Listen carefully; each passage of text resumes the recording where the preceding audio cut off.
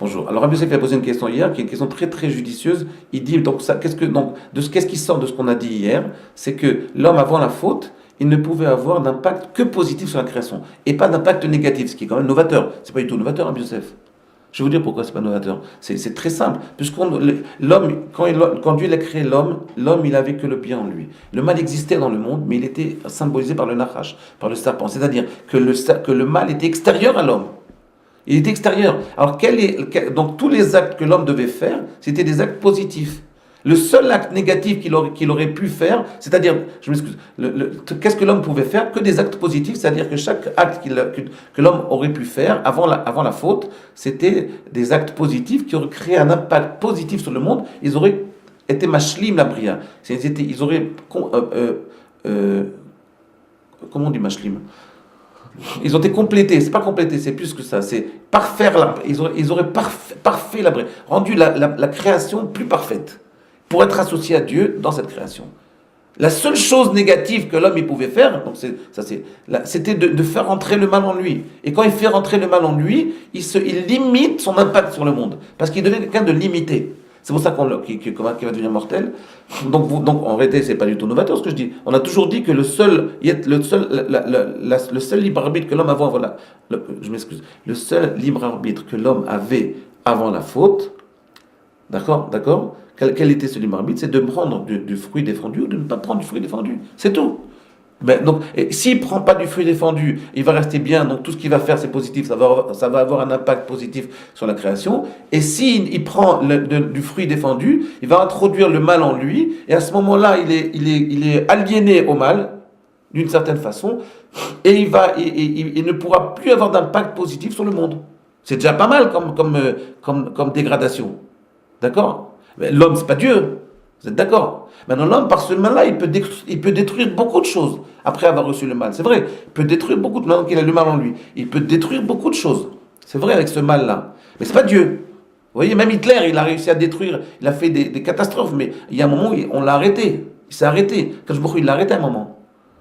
D'accord? Donc le mal, il est limité quelque part. Vous voyez ce que je veux dire? Limité, bon, je ne peux pas savoir. Je ne vais pas rentrer là-dedans.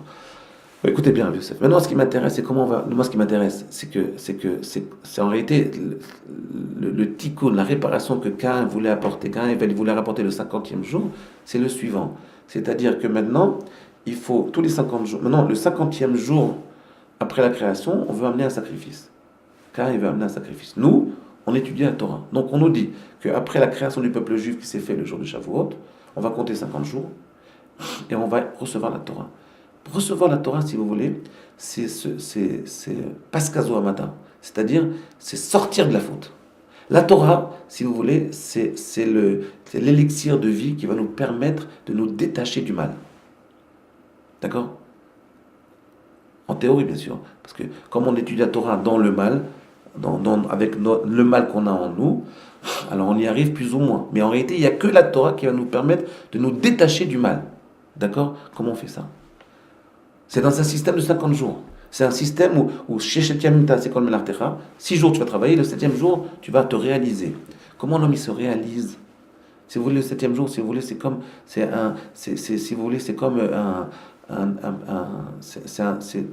comme si on essayait de jouer la scène du jour où on n'aura plus la faute en nous. Le jour où on va Yom Shekulo Shabbat. Le jour qui sera complètement Shabbat.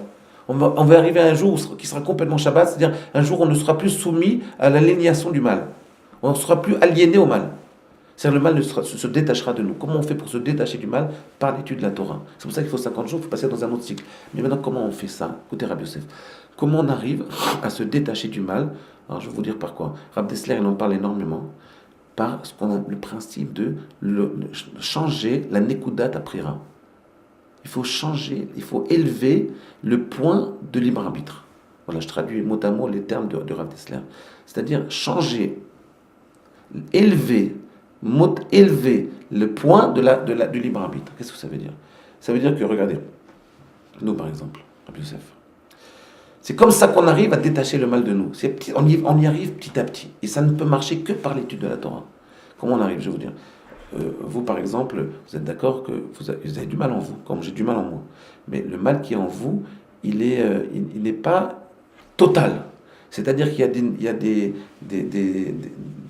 a des niveaux de mal qui ne vous touchent pas, qui sont extérieurs à vous. Exactement, il y a une partie du mal qui est extérieure à vous, exactement comme Adam Arishon avant la faute, par exemple. Vous ne pouvez pas aller donner un coup de poing à une vieille dame pour lui voler son sac. Vous êtes d'accord, Rabbi Youssef? Pourquoi pas? Parce que ce principe du mal, il n'est pas en vous. Vous n'avez même pas de yetzer, vous n'avez même pas de tendance à le faire. Vous n'avez même pas imaginé que vous allez faire ça. D'accord? Vous n'avez pas pensé que vous allez faire un hold-up dans une banque. Pourquoi? Parce que c'est pas dans votre c'est pas dans votre cycle du mal. Ce mal-là, il n'est pas en vous, il est sorti déjà de vous. D'accord? Vous, le mal chez vous, il est est-ce que je vais étudier 8 heures ou 8h30, 9 heures ou 9h30? Vous voyez, il est à ce niveau-là, votre mal. Votre mal à vous, c'est est-ce que je vais crier sur quelqu'un qui m'énerve, ou lui rentrer dedans, ou non? Vous voyez, c'est à ce niveau que se situe le mal. Ou bien est-ce que, vous voyez, c'est ça, c'est là que se situe le mal. Comprenez, Rabbi Youssef? C'est-à-dire que nous, notre but, c'est d'élever le point où notre libre arbitre se trouve. Il y a des points, par exemple, je vais vous donner un autre exemple. Vous, par exemple, vous ne vous demandez pas est-ce que je vais allumer la lumière Shabbat? C'est acquis déjà. Ce mal-là, il n'existera pas en vous.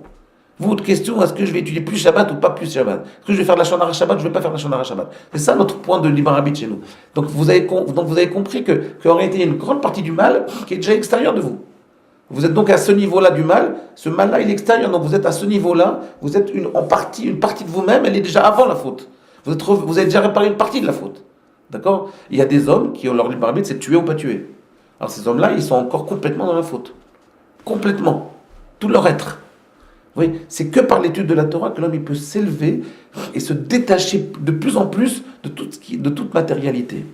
C'est-à-dire de faire en sorte que le mal il redevienne un niveau anté à faute, avant la faute, et donc il n'a plus d'envie de faire une faute. Plus du tout, aucune faute.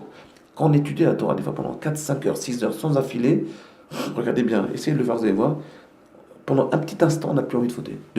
Aucune faute. Il n'y a pratiquement aucun niveau de mal qui nous atteint. Après, dès qu'on arrête d'étudier, ça revient. Regardez bien. Mais c'est même quand on étudie, c'est très très dur d'arriver à ce niveau-là. C'est un niveau partiel, temporel, qui est un moment où on ne pense plus du tout à la faute. Quand on est en plein dans l'étude de la Torah, quand on est concentré à fond dans l'étude de la Torah, on est détaché un petit instant de la faute. On revient à Adam Arishon avant la faute. Voilà. J'essaierai plus tard peut-être d'expliquer ça d'une autre façon. Mais voilà, déjà ce qu'on a dit là, c'est pas mal. À demain.